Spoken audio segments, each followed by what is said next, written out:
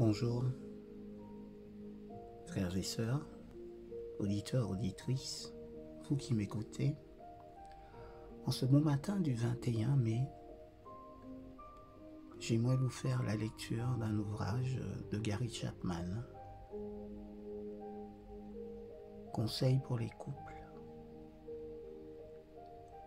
Le titre de notre partage en ce bon matin, en cette journée qui a déjà bien débuté, exprimer son amour suscite du changement. Le fils prodigue part pour retourner chez son père. Le fils est encore loin, mais son père le voit et il est plein de pitié pour lui.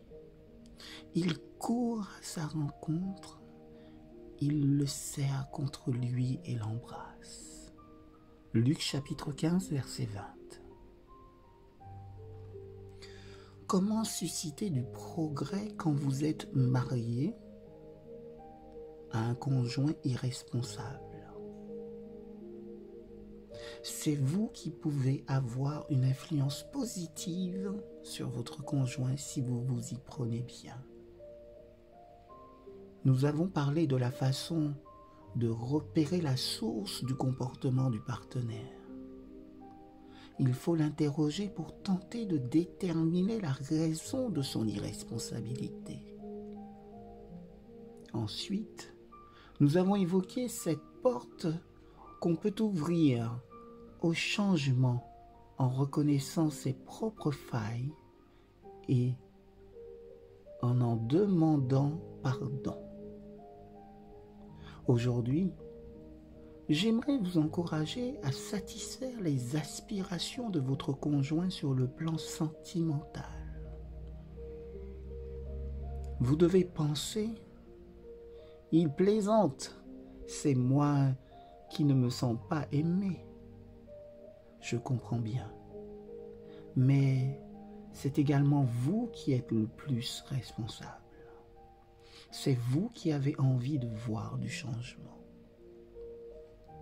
Si vous parlez le langage d'amour préféré de votre conjoint, c'est un pas essentiel pour amorcer une évolution.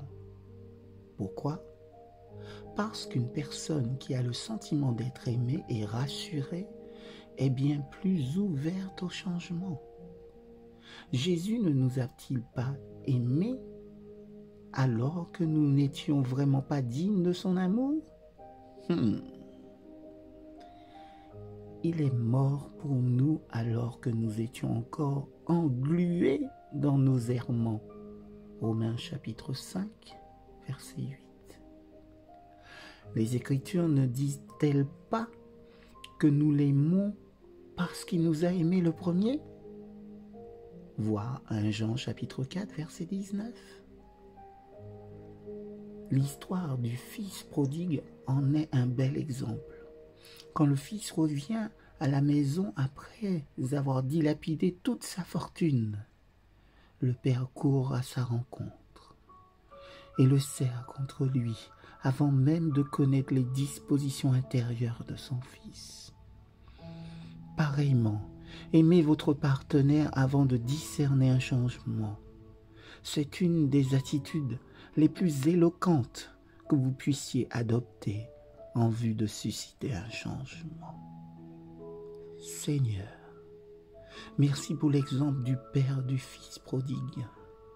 Il a embrassé son fils littéralement et symboliquement avant même de savoir si celui-ci était disposé à changer.